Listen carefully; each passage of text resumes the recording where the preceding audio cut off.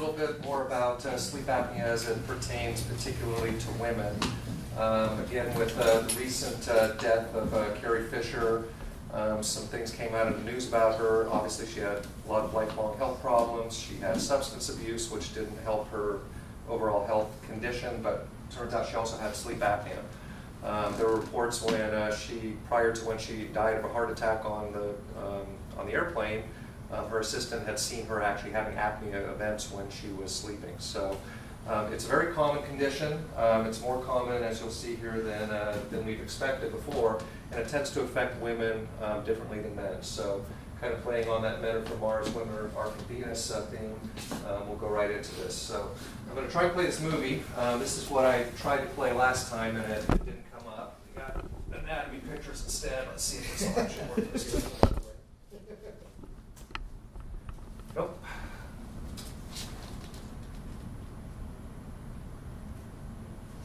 I can figure this thing out.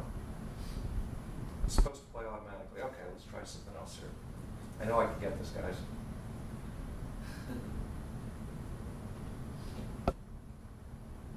Nice crystals.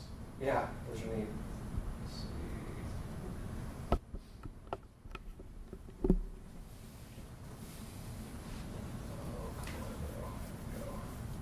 Unfortunately, I don't have an external speaker, so the volume's not going to be very good here. So this gentleman's sleeping. He's actually having a home sleep test done. He's got this little device hooked to him.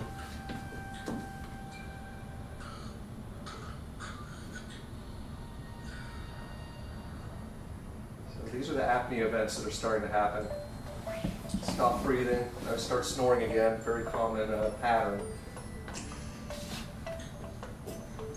Another apnea event. And then what's going to happen here, you'll see a little graphic that'll show, normally when we sleep, air goes in, air goes out.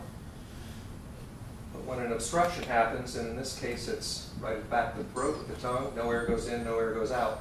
Brain wakes up, sends signals to the body, breathe down me, I'm suffocating up here. A gasp happens, and breathing starts to happen again.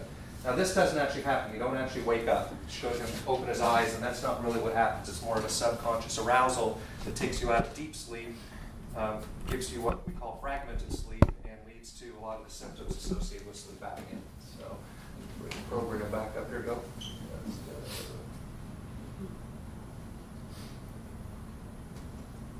Someday I'll figure out how to get that video to play right in the movie here. Okay, so sleep apnea is very common, but who has sleep apnea? The stereotypical person that we think of is a middle-aged, large man, thick neck, and he snores like a freight train.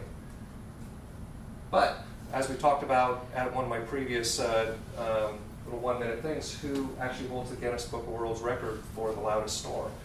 You guys remember, that was a sweet grandma from England who snored at a rate of at a sound level of 116 decibels, which is close to a jet airplane landing.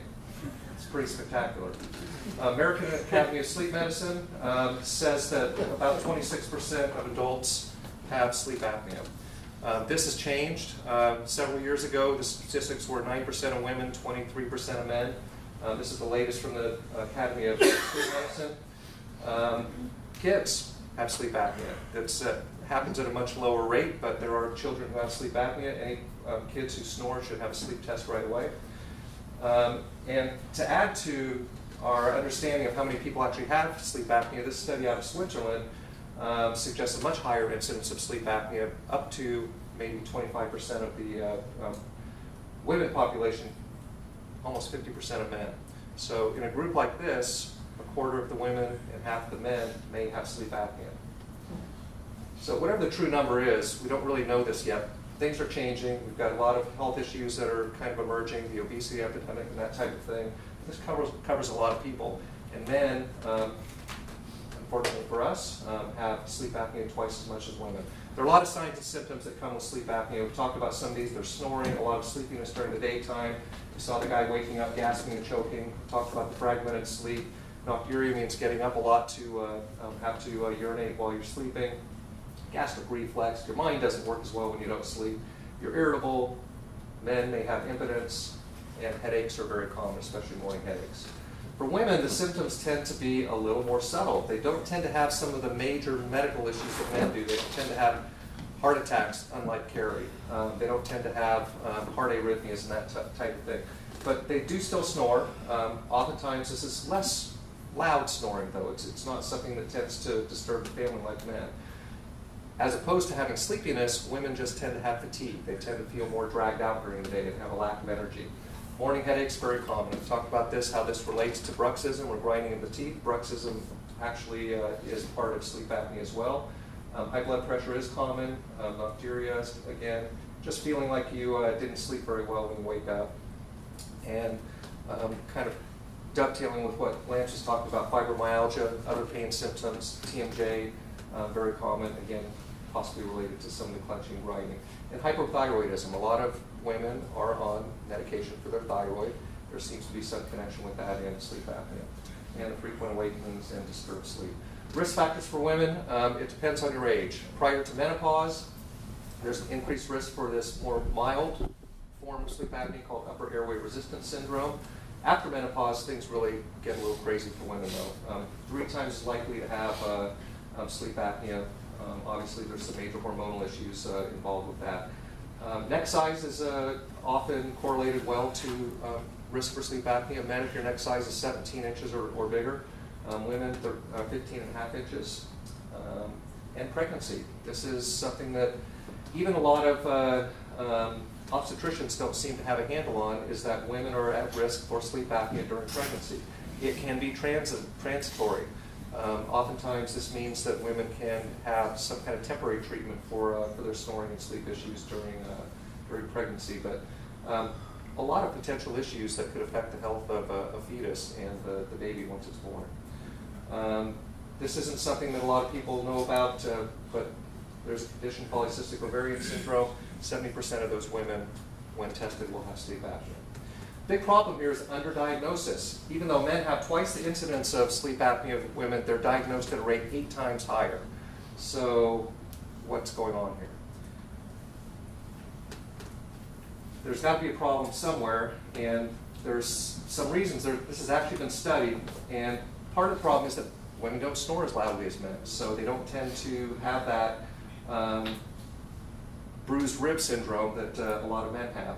The symptoms tend to be more mild, and also we have some MDs who just have these preconceived notions about women and health.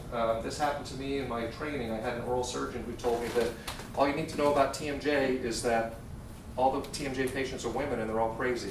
And this type of thing, it's true though, and it's kind of sad, but this type of thing can be present in medical doctors as well. The symptoms that women tend to get, again, tend to have more relation to mood issues and fatigue. And us men, we are just not as observant of our bed partners as women are. A lot of men who get treatment for sleep apnea do so because they've been bothered incessantly by their wives. We just don't do this to our spouse, bed partners. So the solution to this issue is that women, please talk to your medical professionals. Try to educate them more about women's issues with sleep apnea. Be your own healthcare advocate. You guys are better at this than men anyway. And if you have any issues with sleep, get a sleep test. We can help arrange that for you. And if you're pregnant and have sleep apnea, consider some temporary treatment. So we messed up the slide, and that's it. That's our cabinet, Mr.